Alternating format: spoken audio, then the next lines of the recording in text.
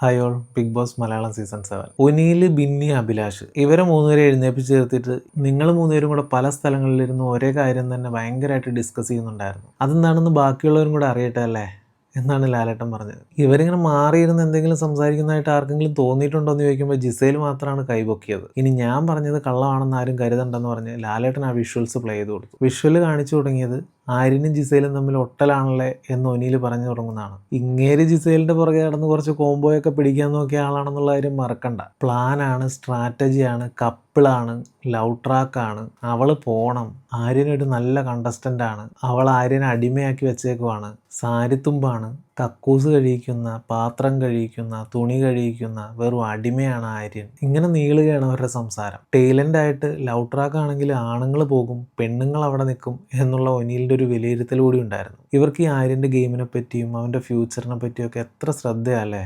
ഒനിയിലിനാണെങ്കിൽ Aryan shadow ആയി മാറുന്നതിലുള്ള വിഷമാണ് ലാലേട്ടനോട് പങ്കുവെച്ചത്. അഭിലാഷിനാണെങ്കിലോ നല്ലൊരു കണ്ടസ്റ്റൻ്റായ, നല്ലൊരു ഒപ്പോണൻ്റായ ആര്യനെ മറ്റൊരാൾ യൂസ് ചെയ്യുന്നതിലുള്ള വിഷമം. ബിന്നിക്കാണെങ്കിലോ അന്നത്തെ ഇഷ്യൂവിന് ശേഷം ശരിക്കും ശ്രദ്ധിച്ചപ്പോൾ ഫ്രണ്ട്ഷിപ്പിനേക്കാൾ ഉപരി എന്തോ ഒരു കണക്ഷൻ ഉള്ളതായിട്ട് തോന്നി. അത് ഇവരോടൊക്കെ ഒന്ന് പറഞ്ഞു, വേറൊന്നും ചെയ്തിട്ടില്ല. എന്നാൽ ലവ് ട്രാക്ക് ആണെന്ന് പല ആവർത്തി ഏറ്റവും കൂടുതൽ പ്രാവശ്യം പറഞ്ഞേക്കുന്ന ആളാണ് ബിന്നി. എന്തൊരു പച്ച പാവം അല്ലേ. ശരിക്കും അനീഷ് മാത്രമാണ് അവരുടെ റിലേഷൻഷിപ്പ് ജഡ്ജ് ചെയ്യാതെ അവർ തമ്മിൽ നല്ല ഫ്രണ്ട്സ് ആണെന്നാണ് തോന്നിയതെന്ന് ലാലേട്ടനോട് പറഞ്ഞ ഒരേ ഒരാൾ. വളരെ സന്തോഷം. ജഡ്ജ്മെന്റിലാവാത്ത ഒരാളെങ്കിലും അവിടെ ഉണ്ടല്ലോ. സാബുമാൻ, ഇദ്ദേഹവും ഒനിയിലിന്റെ അഭിലാഷിന്റെ ഒക്കെ കൂടെ ഇരുന്ന് ഈ ലവ് ട്രാക്കിനെ പറ്റി ചർച്ച ചെയ്ത ആളാണ്. എന്നിട്ട് സാബുമാൻ ലാലേട്ടനോട് പറഞ്ഞത് പുതിയ ലോകമല്ലേ ലാലേട്ടാ, ഒന്നും പറയാൻ പറ്റില്ലല്ലോ.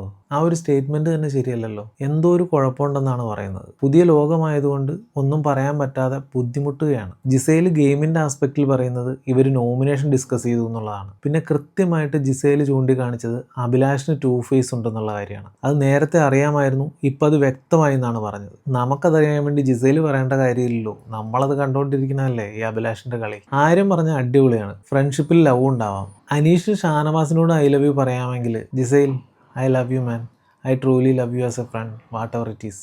ഇങ്ങനെയൊക്കെ ലാലേട്ടൻ്റെ മുമ്പിൽ നിന്ന് ഒനിയിലും അഭിലാഷും ബിന്നിയൊക്കെ കണ്ടുകൊണ്ടിരിക്കുമ്പോൾ പറയുമ്പോൾ ഉള്ളൊരു സുഖമുണ്ടല്ലോ, കേട്ടില്ലനാണ്. ഇതൊക്കെ കേൾക്കുമ്പോൾ ഉണ്ടല്ലോ കപട പുരോഗമനവാദികളായ ഒനിയിലിൻ്റെ അഭിലാഷിൻ്റെ ഒക്കെ നെഞ്ചിലൂടെ കത്തിവെച്ച് ഇങ്ങനെ വരഞ്ഞ ഫീലായിരിക്കും ഉണ്ടായിട്ടുണ്ടാവുക. ഇതൊക്കെ കാണുന്നവരുടെ കണ്ണിലെ പ്രശ്നമാണെന്നും ഡേറ്റി ഗെയിം കളിക്കാൻ ഉദ്ദേശിച്ചിട്ടില്ലെന്നും ആര്യം പറഞ്ഞു. I respect bond, I respect love, I respect friendship. എന്തിന് എനിമീസിനെ വരെ റെസ്പെക്ട് ചെയ്യുന്നതെന്നാണ് ആര്യം പറഞ്ഞത്. ഞാൻ വീക്കാണോ ജിസേൽ വീക്കാണോ എന്നൊക്കെ പറയാൻ ഈ ഒനിയിലും അഭിലാഷും ഒക്കെ ആരും അല്ലെന്നാണ് തോന്നുന്നത് ലാലേട്ട എന്ന് പറഞ്ഞിട്ടാണ് ആര്യം നിർത്തുന്നത്. സ്നേഹവും ഫ്രണ്ട്ഷിപ്പും എല്ലാം കൂടി ചേർന്നതാണ് ലൈഫ് എന്ന് പറഞ്ഞുകൊണ്ടാണ് ലാലേട്ടൻ ഇത് അവസാനിപ്പിച്ചത്. ബാക്കി വിശേഷങ്ങളുമായി പിന്നീട് കാണാം.